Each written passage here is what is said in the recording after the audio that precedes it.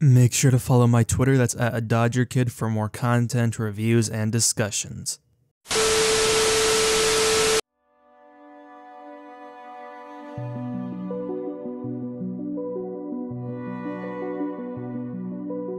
So I've seen many different shows over the years, but one of the series that has left me with the most to think about after finishing it is a little show called Sunny Boy, an original series by director Shingo Natsume, who previously directed the first season of One Punch Man, which may be more familiar to you guys than this. It is a pretty short series with only 13 episodes, yet despite its very limited runtime, it has one of the most well-crafted mixes of different concepts, ambitious ideas, and philosophies I've seen put together in fiction. And it's an anime that I believe everyone with enough curiosity should watch at least once, even though I'd highly recommend watching a second time even if you find yourself satisfied with one go, as I believe it's one of those experiences that need to be seen multiple times to truly appreciate it. So the story of Sunny Boy follows a group of high school students that suddenly, on a random yet fateful day, disappear from their world along with their school building and are randomly transported into a completely different world where they also are granted superpowers.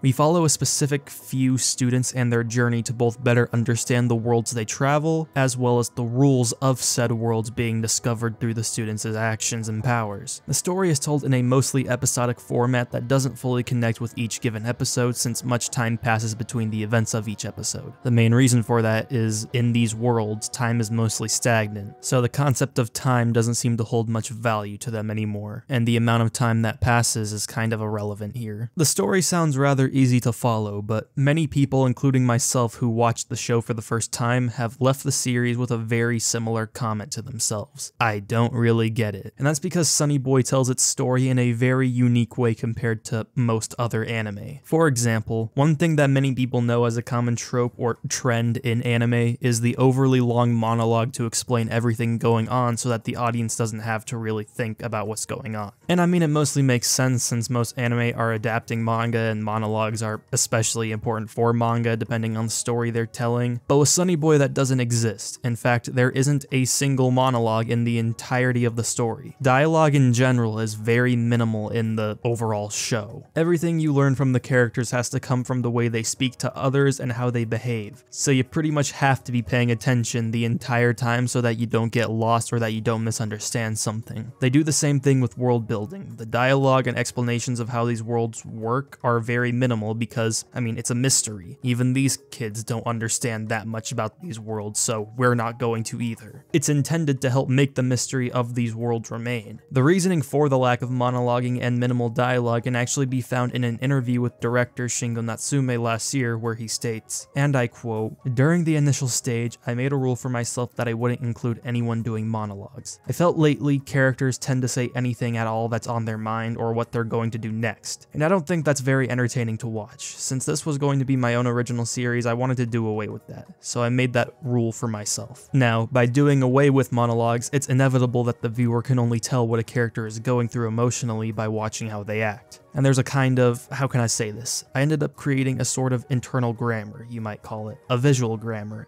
as a result of that. This is what drives one of the biggest factors of Sunny Boy's storytelling, which is subtlety, something that you don't really get to see of in a lot of different anime, at least if we speak about popular anime. Sunny Boy has one of the most subtle ways of not only building its characters, but also building the worlds and their different sets of rules. Your interpretation of Sunny Boy's story entirely depends on how you digest and interpret the subtext of the episode, since each one seems to tell its own little message while still keeping the same overall point. One of the main things that I love about Sunny Boy's dialogue is how you need context to actually understand the impact of what these characters are saying and talking about. It's something that not a lot of anime do, where characters will just be having a normal conversation, but the lines they're saying will have so much more impact the more you understand both the characters and what they're going through, even though it just might sound like a very normal statement on the surface. Like, let's put this in comparison to other anime, especially something like shonen anime or action anime. When the writers are trying to make a line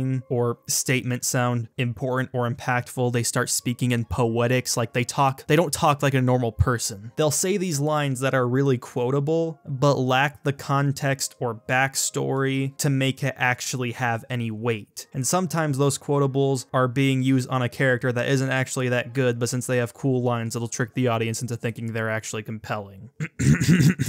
Not speaking to anyone in specific. So I just love how subtle Sunny Boy's dialogue is, because these characters talk like regular people, so it makes the story and the people that we're following feel all the more real and relatable. It doesn't just feel like you're watching a story, it feels like you're just sitting there with the characters, and that's something that's really important to me. This style of storytelling fits the overall art style and color palette very well. The very bright look of the characters as well as the limited shading puts more emphasis on their facial expressions and makes it more clear to see the more detailed looks they make when conveying a certain emotion. It focuses very highly on making the appearance of everything as simple as possible, so that the more subtle and expressive details are easier to catch onto and easier to exaggerate. This is also another thing explained by director Natsume here. I like simplicity. It's something I care about a lot. Another important thing for me is contrast. When I'm drawing and I use blue, it has to be a solid blue. When I'm using gray, it has to be solid gray. I believe that's a way for me to push the viewer's focus on the story. And to give another example, as we go back to how Sunny Boy's episodes paint their own different messages while keeping the same overall point, one of my favorite episodes of Sunny Boy has our characters playing a bit of baseball in hopes of being able to see a group of monkeys that also play baseball. This sounds like the plot synopsis of a random morning cartoon you'd put on in the middle of its run, but in reality it's one of the most important episodes when it comes to analyzing the core message of the story. The subtext revolves around the cruel unfairness of the world, and the difference in how the privileged and less privileged are affected by these circumstances. These ideals are put onto the main character not just to decide where he stands in that spectrum, but also to better understand the people around him and where they stand. You see, a lot of people find Sunny Boy to be a difficult series to understand and interpret, and I can't say you won't feel the same way after watching it just because you watched me analyzing the subtext of the series, especially since I was confused when I first watched it. But at least to me, Sunny Boy, much like its art style, is a very simple and straightforward story. Sunny Boy, in my eyes, is a story about personal growth. Understanding yourself and understanding others. Every main character comes from a relatively different background and grew up under very different circumstances. While we don't see much backstory for said characters, it doesn't really matter because you can tell that's the case just by the way the characters are behaving, how they speak, and how they approach the situations at hand. And that's really all you need to understand them. We see this in the very first episode, as when the school has vanished from reality, everyone approaches it with a different point of view. While the student council tries to create a structure of law in order for the students to follow, different characters see these things differently. Some may find it laughable that other people can decide what rules they have to follow and who's in control of these rules just because of their position when they were back in the real world, while some may think that they're above the law because of their position.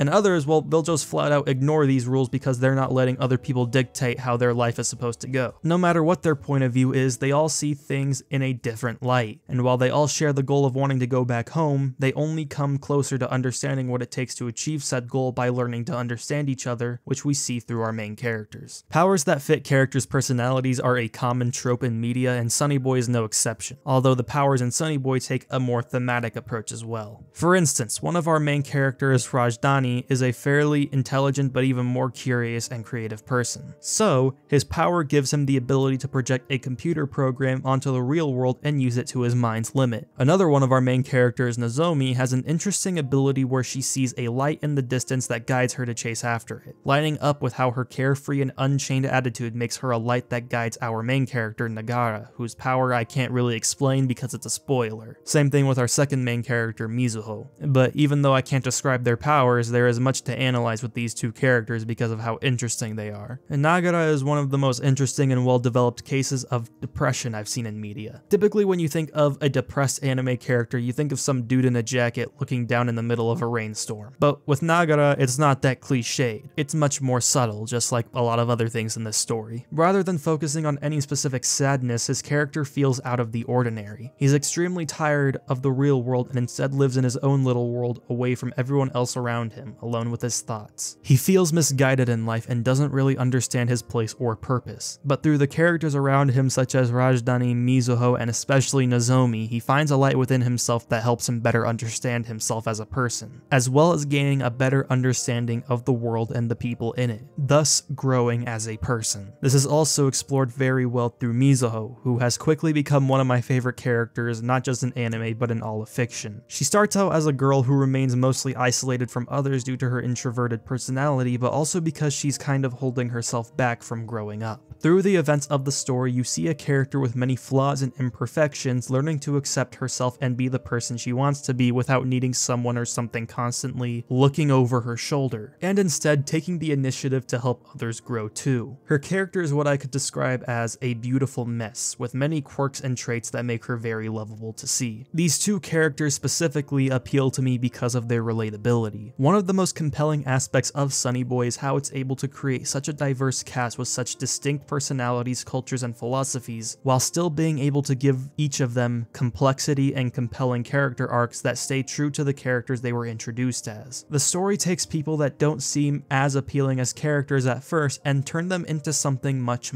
more. It's as if you're not just watching their growth as it goes on, but growing along with them too. You're not just seeing a bunch of kids solving problems and becoming friends, you're seeing kids learning to grow up. The world is an overwhelming place, especially when you're young. Growing up is difficult because of all the different responsibilities and burdens placed on you the older you get, as people are constantly in your ear telling you what you're supposed to do and how your life is supposed to go. You make a lot of mistakes when you're young. You may say something that you don't really mean. You may feel something that feels wrong to feel. You may do something that you didn't intend to do, but it's alright because you're young and you will grow from those mistakes. Sunny Boy to me feels like a story that tells you to calm down. A story that tells you to take your time and not rush things through in your youth, as even though life may seem short, you still have a lot ahead of you. Not everything may go your way, and a lot of things just don't work out in the end, but that's alright. It's okay for these things to happen, because those experiences are only small fragments of what makes up your life, and there is always something to learn from those events. There is still so much more ahead of your path. Even though reality is harsh and you discover that cruel truth as you grow up, you can still take it easy and move forward, because your life is only now truly getting started. And that is what Sunny Boy tells me, and it's why I think everyone should give it a watch, or at least give it a chance. One thing I will recommend is to just watch the show and come to your own conclusion and interpret your own meaning on the story and the characters, as how you interpret the story entirely depends on your own background and history. The story leaves so many things up to interpretation so that you can create your own answers and meanings out of so many little things within the series. This is once again something stated in a few interviews that I will read before I go. I believed that if I could make an anime that, depending on your angle, you could form many different ways of looking at it, that sure would be a nice thing. In a way, Sunny Boy is actually an incredibly simple work. If I had to put it bluntly, the point would be Nagara's growth. However, if you slip from there by 2 or 3 steps, you end up with an incredibly twisted shape.